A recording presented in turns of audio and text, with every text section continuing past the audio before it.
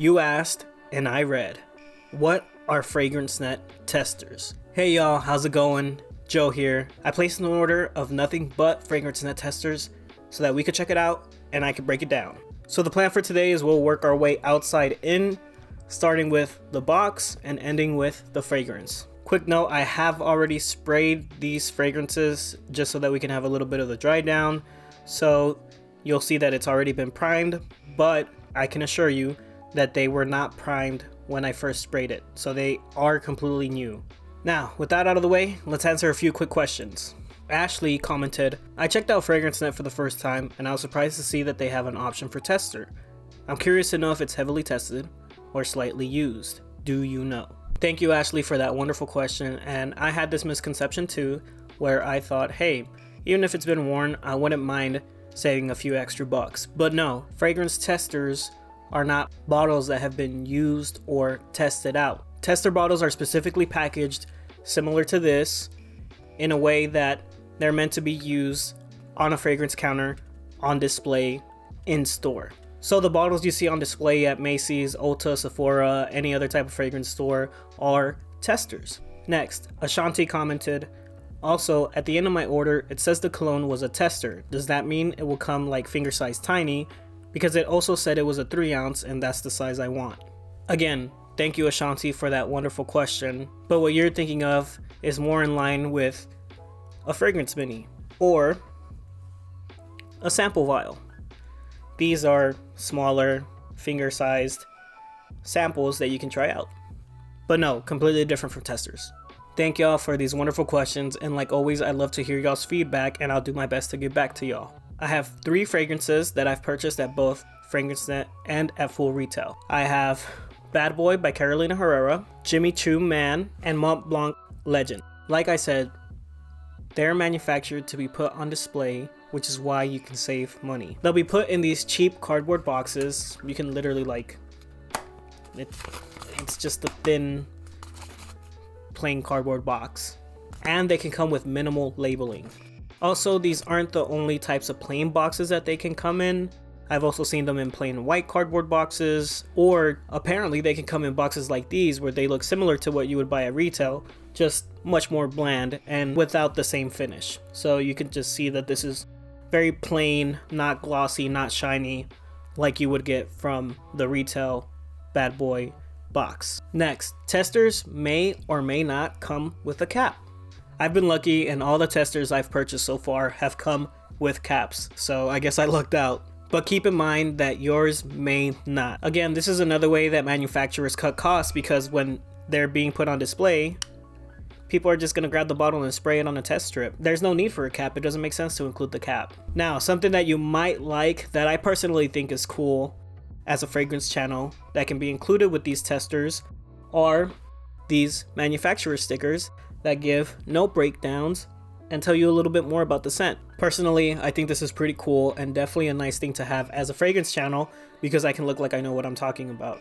Oh yeah, Mont Blanc Legend, you know, we've got top notes of bergamot and lavender, mid notes of white cedar and jasmine, and base notes of oak moss accord and sandalwood.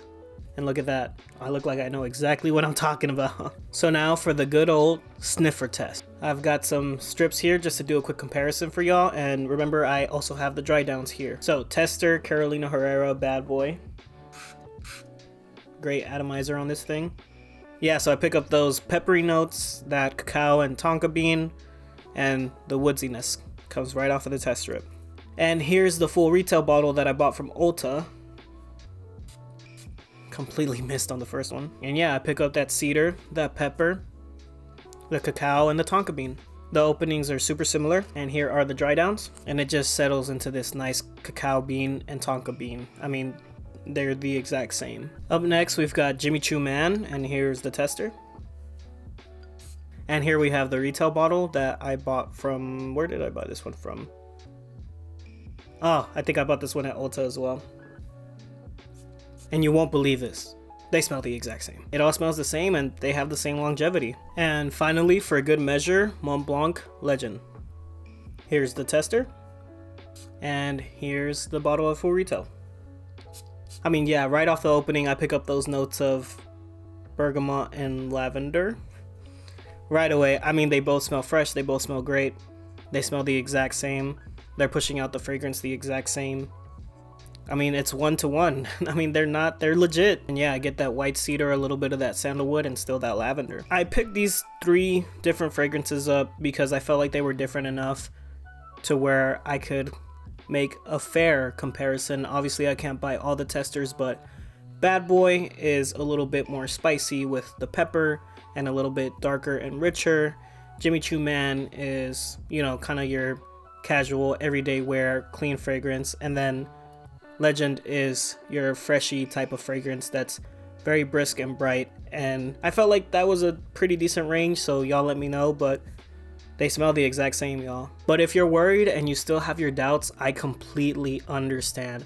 And I am a big supporter for shopping where you're comfortable at. So if you're not convinced, don't buy. Peace of mind is always super important. So what are a few good reasons / who should be on the lookout for testers? 1, if you want to save a bit extra, testers are a great way to save. For example, at this moment of filming, a 3.4 ounce Versace Eros the Eau de Toilette will run you $76.69 USD. The next size down, which would be a 1.7 ounce, would run you $54.59 USD. But a 3.4 ounce tester can run you $62.39 USD.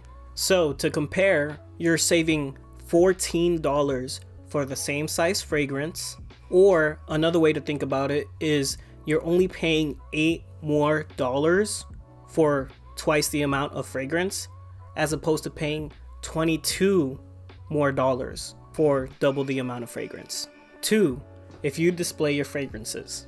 Now, I know there are some people that like to keep their fragrances in the box for preservation purposes, which I still feel like you can do even with these testers, but I also know that there are people that really enjoy the artwork on the boxes. So if that box is worth it to you, then I wouldn't look at testers.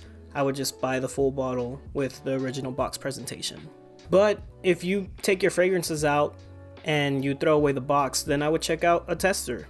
And 3, if you know your fragrances don't come with a cap. Some examples of this include some Carolina Herrera fragrances, some Coach fragrances, and some Paco Rabanne fragrances. I hope you get the idea by now. If you really value the cap and you know your fragrance has one, then you might not want to check out a tester. I hope this video helps clear some things up, and thank y'all again for the questions. It's really fun being able to interact with y'all and create these videos that I know will help you.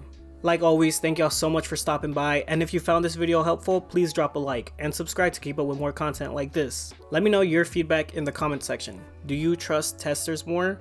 Are you just gonna completely stay away from them? Are you more open to the idea? Like always, I'd love to hear y'all's feedback, and I will see y'all in the next video.